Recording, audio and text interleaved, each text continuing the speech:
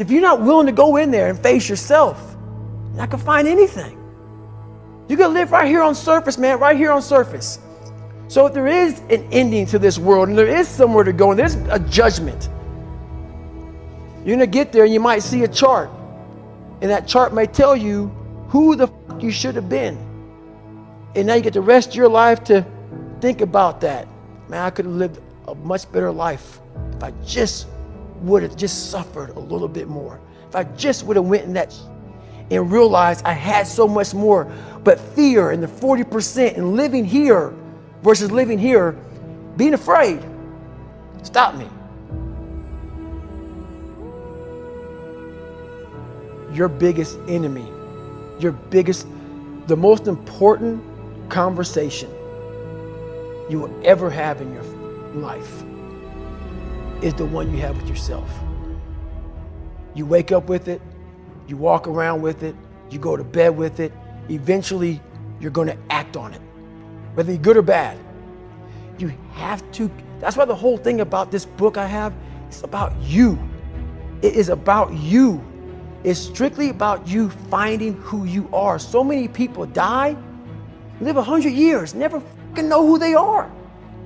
Never know who they are. You have to look in that mirror and know there's so much more in here, man. Because I can literally right now be a 300-pound guy spraying for cockroaches still to this day if I did not look in that mirror and say, there has to be more to this. This can't be it. And then willing to go into it, dive deep into it, and give all I have to find it.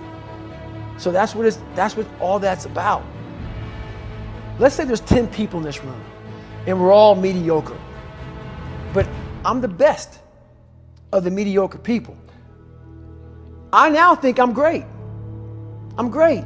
We surround ourselves around people that make us feel great. They tell us what we want to hear. The second we put ourselves amongst the uncommon people, we don't like that feeling, that challenging feeling of that person who's waking up at 3:30 in the morning and say, hey, push your on, we're going for a run. We don't like that challenge. We like that person who says, hey, you know what, man, I don't feel good today, man. And they say, oh, it's okay, brother. We'll take a day off, man. We'll get a pizza and watch the game. We like that. We love that feeling. Why? Because you understand, man, we're good, bro. We don't want that motherfuckers like this. Hey, man, no, bro. Get your fucking shit on, man. Stop being a punk. We don't want that in our lives. We don't want that person who's constantly challenging our weaknesses. We want that person who's constantly, making us feel nice and good and secure in ours. That's the mediocrity of life. We want to be the best amongst the average people. People wonder, how do you stay hungry all the time? Because after I accomplish something, I don't sit back like a lot of guys who graduate buds, graduate this, graduate that. They get comfortable. They wonder why I'm getting weak, man. I don't know, I lost my edge. What's going on? Because once you hit the top of the fucking mountain, guess what happened?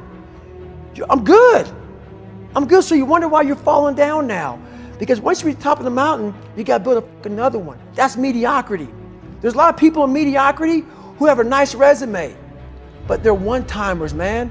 They hit a one-time deal, they busted it open, got a lot of money, but they're good. You're mediocre now, man. What are you fucking doing today, tomorrow, the next fucking day? That's why I don't listen to theorists. I don't listen to all that bullshit. I listen to a motherfucker who's like this, man. What's wrong, man? I'm fucking tired, dude. Why are you tired? Because tomorrow, I gotta do the fucking shit again, man.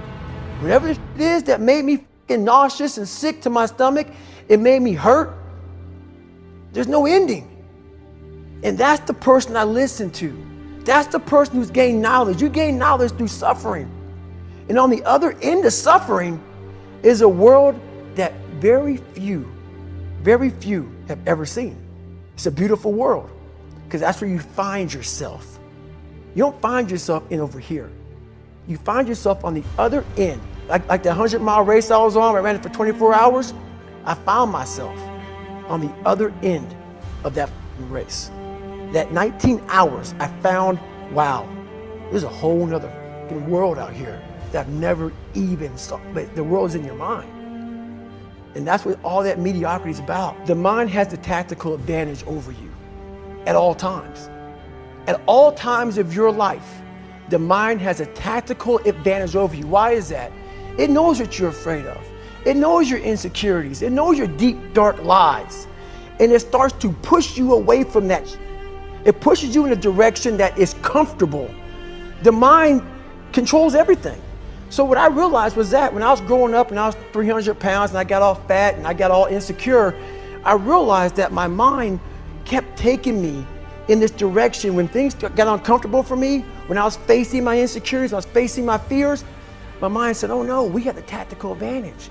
We need to get you, separate you from this feeling. This feeling over here, life's all about feelings. We want the happy feeling. We don't want that feeling of this sucks. If in that moment, you can answer those up questions and you are now in charge of your brain versus your brain ruling you, that's where all that stuff comes from. So the 40% rule is all of that. You get to 40%, your brain says, we're done. Let's roll, man. This is starting to get painful. This is uncomfortable. So you sit down. You have to figure out ways, and everybody's different. That's how the book kind of talks about, like we all have these things about, 5 steps to this and 4 steps to this. It's a lot more than that. That's all bullshit. It's a practice that you have to, it's a habit. So if you know that at 40%, I'm feeling pain. At 40%, I'm feeling pain. That's where the 40% rule kicks in. Now it starts. Okay, I'm feeling pain. My mind's saying all this to me. It's saying, get out of here, run, flee. The fight or flight kicks in. Okay, we're done. We're not good enough.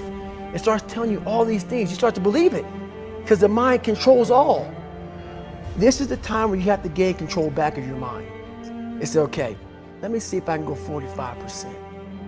And once you start giving yourself more and more hope and start realizing, okay, the mind starts to be, okay, what are you doing? We're supposed to be going right and you're going left. You start then controlling your mind. Start finding more in yourself. And then it goes from 40% to a lot further than that. But that's the start of it though. Get to the spot where your mind is saying stop. Wherever that is, you gotta get there first. And then that's when that starts to work for you. You gotta control yourself in that moment.